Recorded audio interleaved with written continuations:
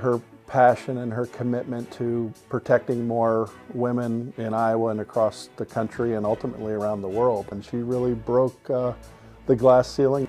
I was always so impressed with how she just held her head high and she didn't give up. She's phenomenal. She really is grand in every way. Bonnie Campbell, innovator in Iowa, leader for the nation.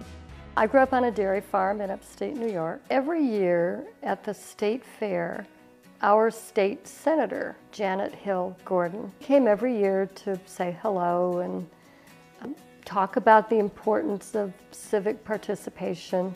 And I thought, that is the coolest thing in the entire world, that you would be a lawyer and a state senator. And it didn't ever enter my mind that I could do that. I was in the 10th grade before my guidance counselor said, well, where are you thinking of going to school, to college? And I said, I haven't been thinking about it because literally nobody in my family had graduated from high school. So President Kennedy signed an executive order saying, when the government goes out to recruit people for clerical jobs, but at the time, if someone wanted to dictate a letter, secretary sat there writing shorthand. And I was really good at shorthand and typing. So I got recruited by the government. Truthfully, I just wanted to get away from home and see what the big city was like. Just as Bonnie began to get a taste of political life in D.C., tragedy struck at home. He was 17. He murdered a girl. He'd offered to give her a ride home from school. And who knows for sure what happened after that. He was convicted. And sitting in the courtroom, that was the most incredibly painful time in my family's life. And I can't imagine what it would have been for the victim's family. She was just a girl. It's easy to imagine how a tragedy like this could have a profound impact on someone. And for Bonnie, it led her back to the courtroom. I remember saying to my husband, oh, I'd really love to go to law school, but all those people are so smart. And he said, now think about it. They're really that much smarter than you? And, well, maybe not, I don't know. But I had a lot of encouragement. I knew that very few attorneys were female. It was like 1% of all practicing lawyers were female.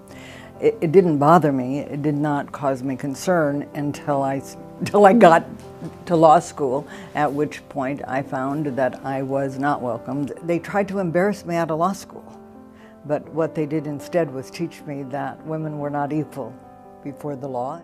I just wanted to be a lawyer and do something.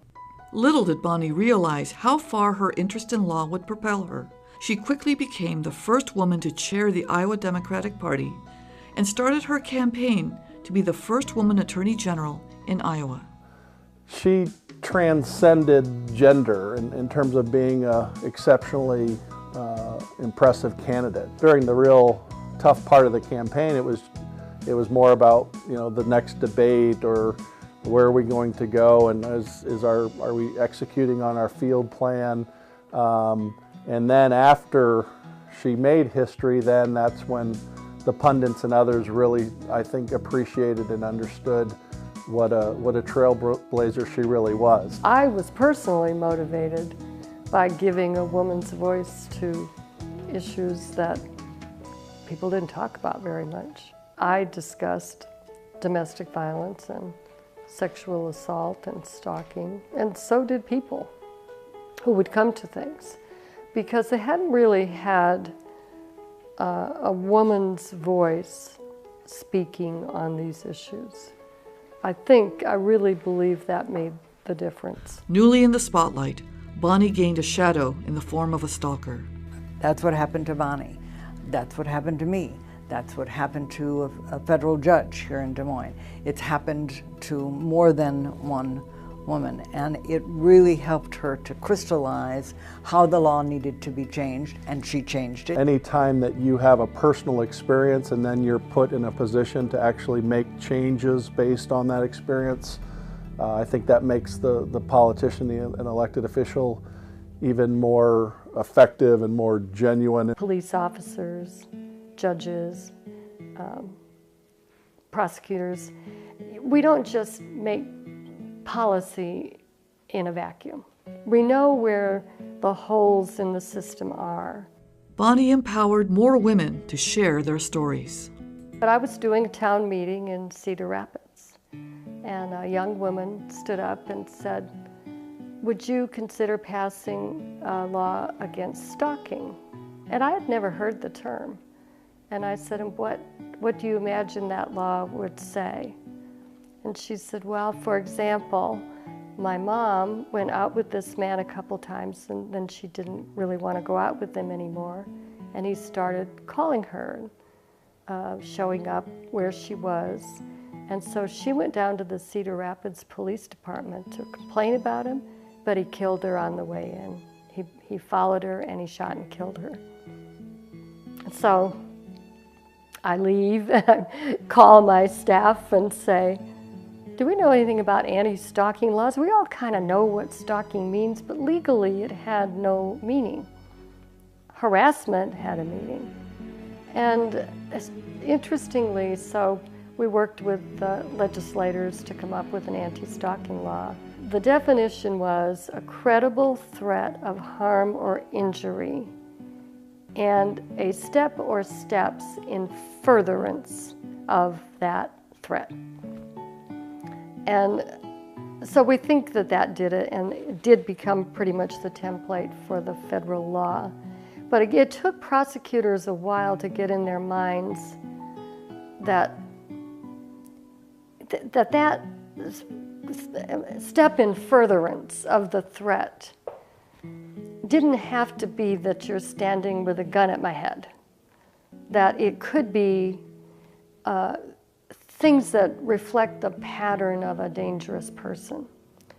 I got a protective order against you, and it says don't call, don't write, don't send flowers, don't be within so many feet, don't follow, don't be at the grocery store. It's very, very comprehensive. And you send flowers. And you're just sort of on the perimeter of where I am, over and over again. Well, that's not the gun to the head, but it's behavior that is prosecutable. In 1994, Bonnie fell short in the race for governor of Iowa. She was struggling in her campaign, but I could tell that she was frustrated. But she just kept going. I was always so impressed with how she just held her head high and she didn't give up. The opportunity was right around the corner. President Bill Clinton called, appointing Bonnie as the first director of the new Violence Against Women office. So the Violence Against Women Act, she was brought into the Department of Justice to head that program. And I would say, beyond Iowa, that act has had a tremendous impact on women in the workplace, in the areas of, just safety, domestic violence. There's funding for college campus programs, and so that bill has had a lot of reach. Well, I think when Time magazine recognized her as one of the most influential Americans, she did important work, fighting for and defending women around the globe and around the world. That reach had wings and allowed Bonnie to gain international experiences. I ended up being a delegate to the 4th UN Conference on Women in Beijing. Hillary came and gave her speech and made the famous "Women's rights are human rights, and human rights are women's rights now and forever." And that was really controversial, even in our own delegation. She helped to give me a larger lens to think about domestic violence and sexual violence as a fundamental human rights issue. It was the most amazing experience because my experience had been in Iowa, and which was a perfect experience for going there. Bonnie continues to serve the people of Iowa as a lawyer and activist in Des Moines.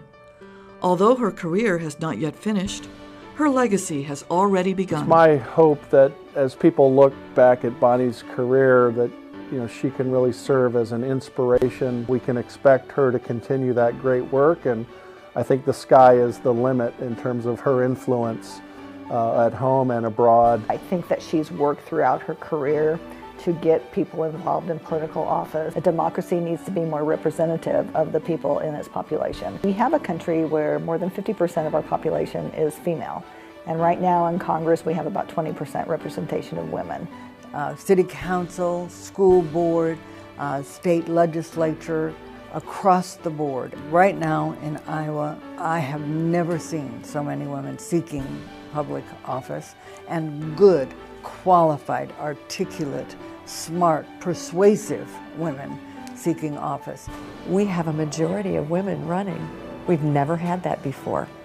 And women became more involved in the recruiting of other women. And this is about as exciting a moment as I've had in quite a long time. And it really is. I mean, it's slow, but change is perhaps on the way.